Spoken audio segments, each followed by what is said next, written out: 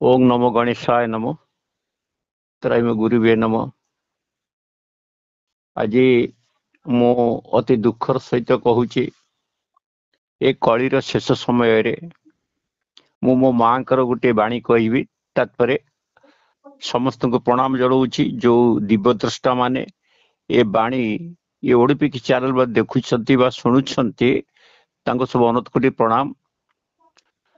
मुहूर्तय बाणी माता बिना पाणी शब्द ब्रह्म सनातनी कर्मर कारिणी जगत जननी तुई संकट तारिणी मुलिखा लेखनी दैव शक्ति पुणे शक्ति स्वरूपुणे तुही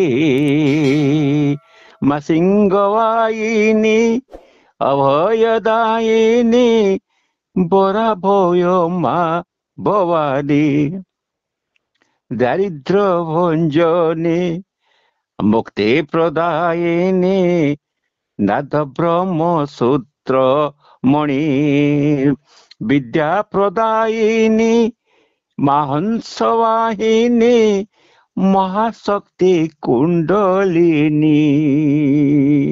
ए मा आज ये नवेम्बर मासरे बात्या परे बात्या आसियो बोली मु आपण मानकु आग एपिसोड रे कहिथिली सज्जन व्यक्ति मानकु कहिथिली आउ बात्या परे बात्या आसुची 5 तारिख रे आसिला 8 तारिख रे आसिला 9 तारिख रे आसिला बात्या सृष्टि होची बात्या सेठी रहिछि बात्या मिलौने गुरुचाप धैछि कमजोर अछि एबे गोटे बात्या आपणकर 23 24 25 भितर सृष्टि हब मु भाबुची 26 27 रे से प्राय 26 कि 27 रे अवपात रूप नब तापरे 28 29 भइबो बोहिबो किंतु विचार राशि उपरे हेला बेला जणा जाए तेणु मु कली रे ए बात्या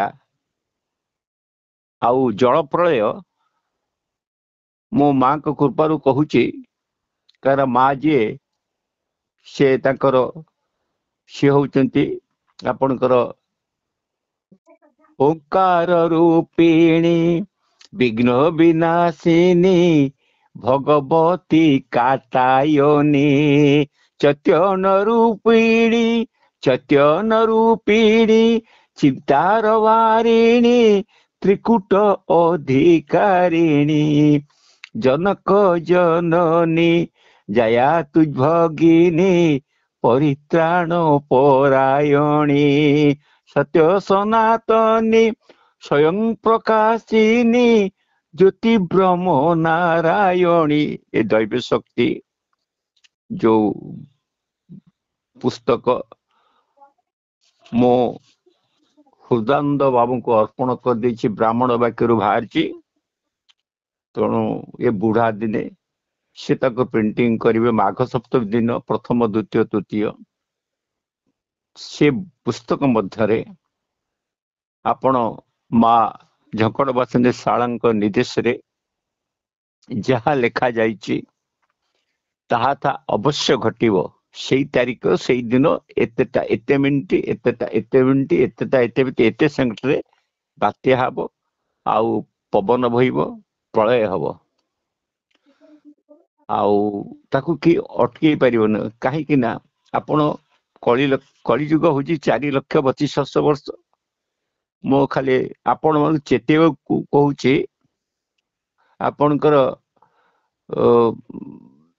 मिछ पापरे 5,000 वर्ष कटिगला गंगारे उलग्न स्नान कले 10,000 वर्ष कटिगला ब्राह्मणी संगते पीरती करिले 30,000 वर्ष कटिगला मैत्र बा गुरु संगरे कपट अविश्वासी रे 16,000 वर्ष कटिब ना 16,000 वर्ष से विश्व घातका 40,000 वर्ष मातृहरण रे 5,000 वर्ष स्त्री हत्या रे 32,000 वर्ष ବାଳ ହତ୍ୟାରେ 7 ସହସ୍ର ବର୍ଷ।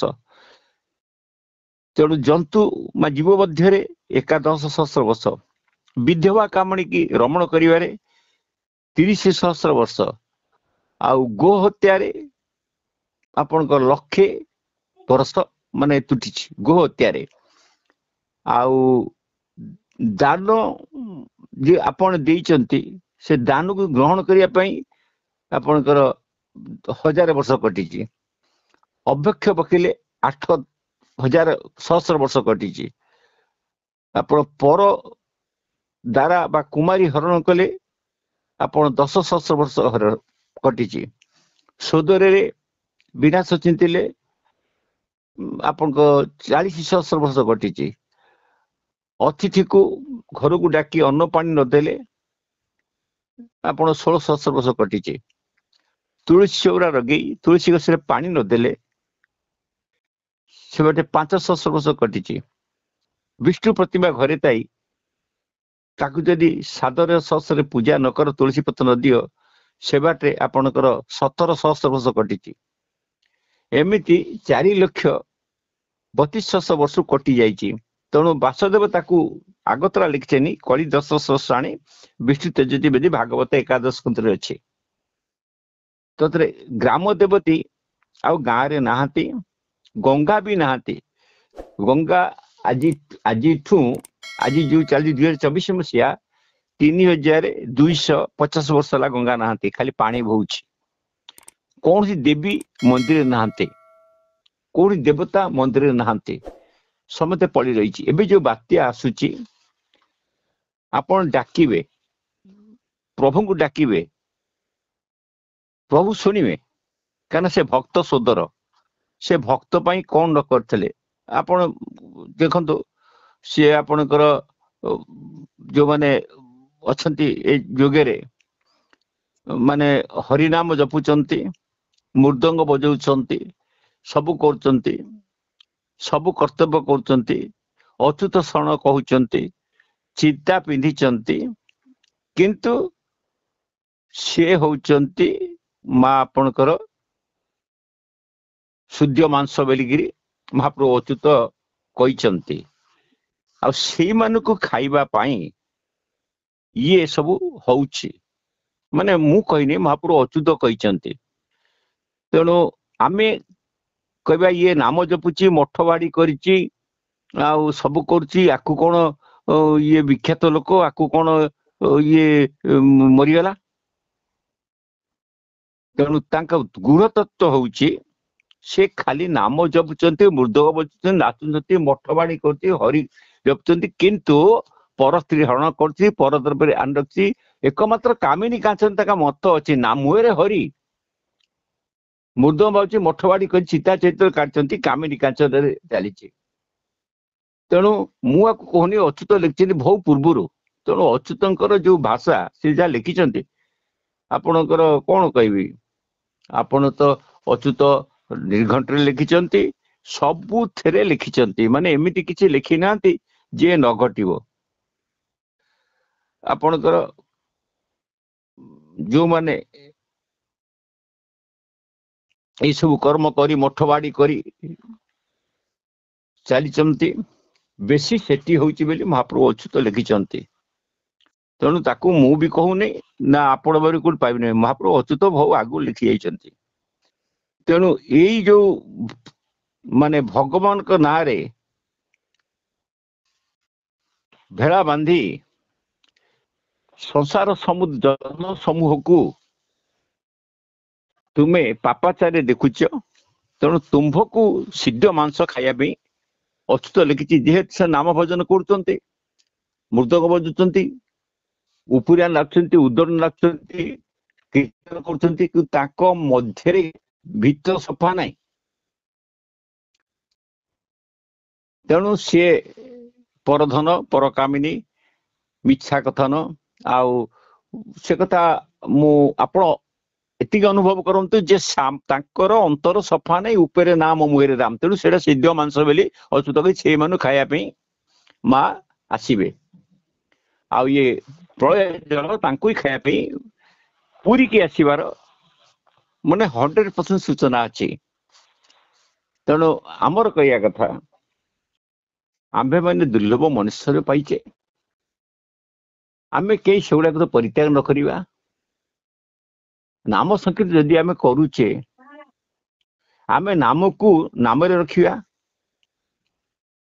पर झील बो को चाहिमा नहीं मिथ्या कथा कहवा नहीं खाली ऊपर मृदव बजे नाचिबा भितरे सुंदर सी देखी आखि मारिबा।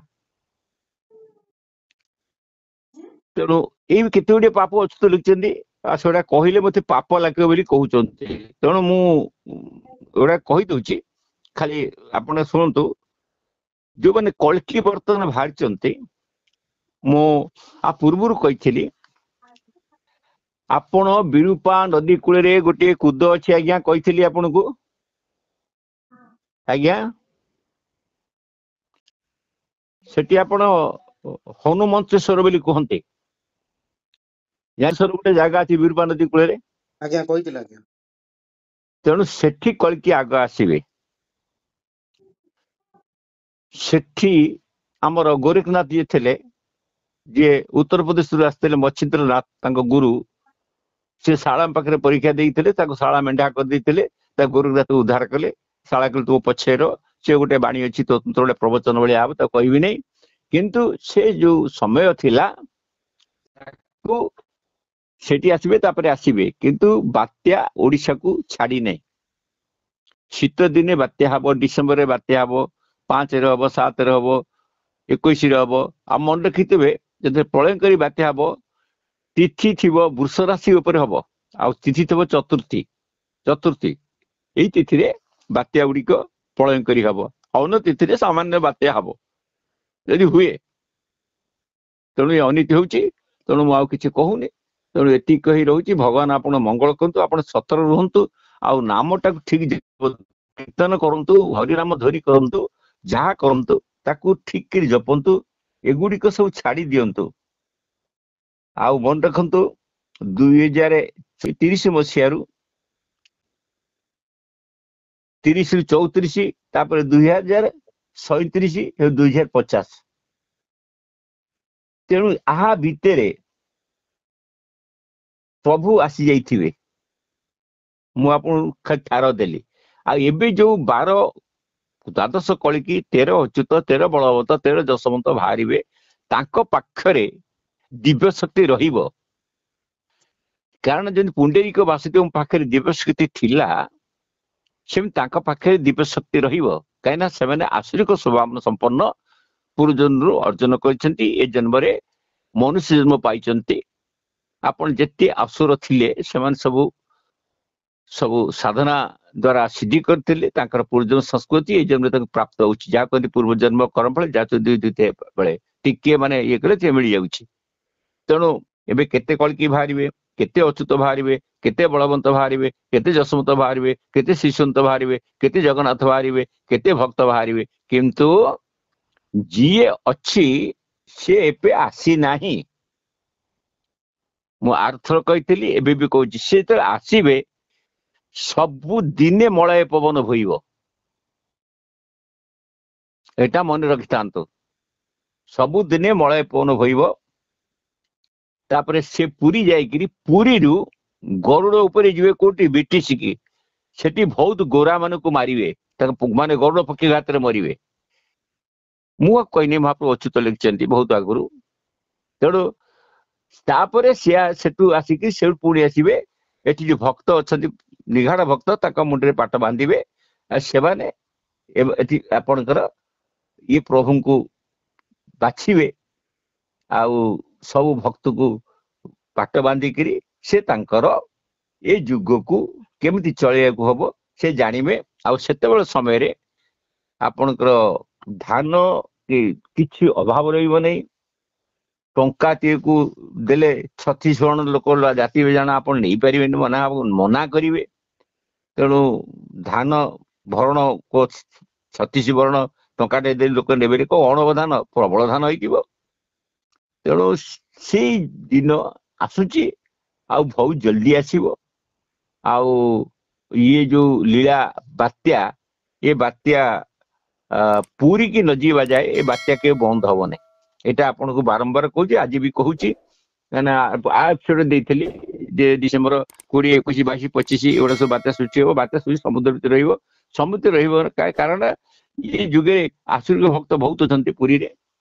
ସେମାନେ କଣ କହୁଛନ୍ତି, ବାତ୍ୟାକୁ ବନ୍ଧୁ ମାତଠୁ ଆରମ୍ଭ କରିକିରି ଏଇ ଶଳା ସବରେ ଅଇଁଠା ଖାଇବାଠୁ ଆରମ୍ଭ କରିକି ଆପଣଙ୍କର ଯୋଉ ପ୍ରଭୁଙ୍କୁ ସବୁ କେତେ ଭକ୍ତ ତାଡ କରିଛନ୍ତି, ଖମ୍ବରୁ ବାହାରିଛନ୍ତି ପ୍ରହ୍ଲାଦ ପାଇଁ, ଧ୍ରୁବ ପାଇଁ 7 ବର୍ଷ ତାଙ୍କୁ ଦେଖାଦେଲେ। ଆମେ ନିଜକୁ ନିଜର କର୍ମ ଦ୍ଵାରା ଆଉ ନିଜର ହୃଦୟକୁ ପବିତ୍ର କରିବା କଥା। କାହିଁକି ନା ଆମର ଶରୀରରେ ଗୋଟିଏ କଳା ଫୁଲ ଫୁଟିଛି, ବୁଝୁଛନ୍ତି ଆଜ୍ଞା? ଆମ ଶରୀରରେ ଗୋଟେ କଳା ଫୁଲ ଫୁଟିଛି, ତା ନାଁ ହେଉଛି କାଳି। ଇଏ ବିଷମ ଫୁଲ, ଭାରି ଖରାପ।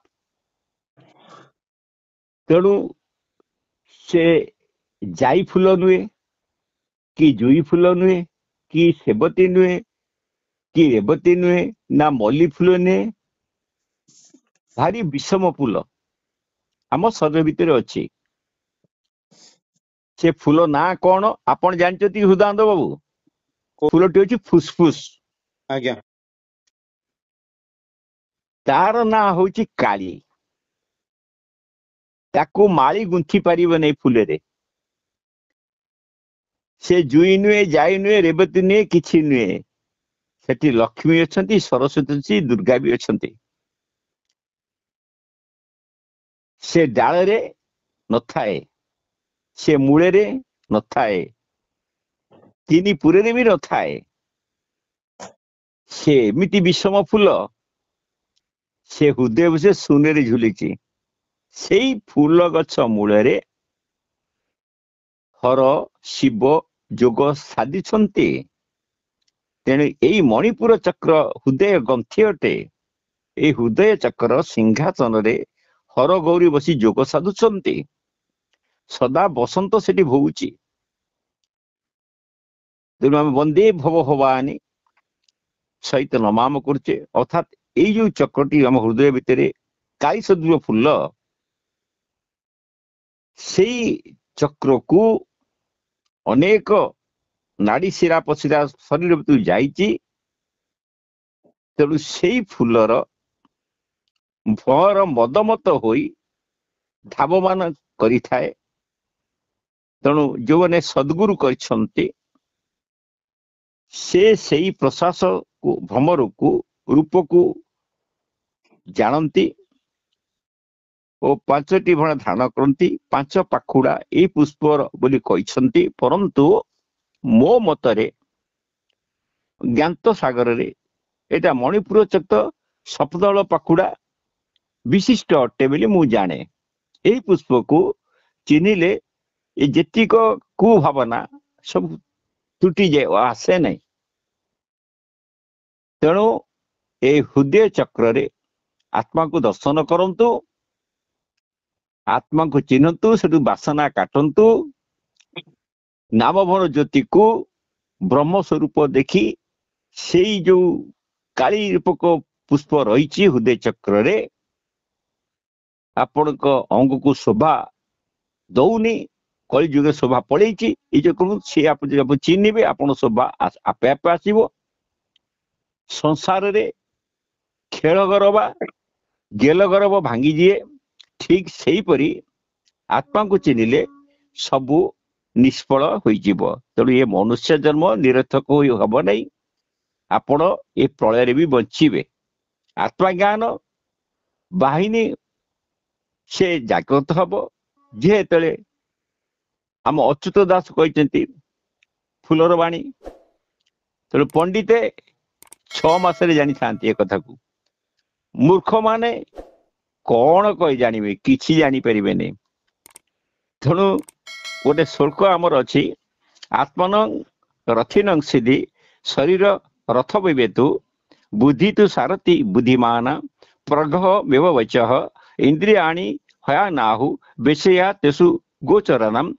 ଆତ୍ମେନ୍ଦ୍ରିୟ ମନଯୁକ୍ତ ଭୋଗ ତକ୍ତ ମନୀଷିଣା।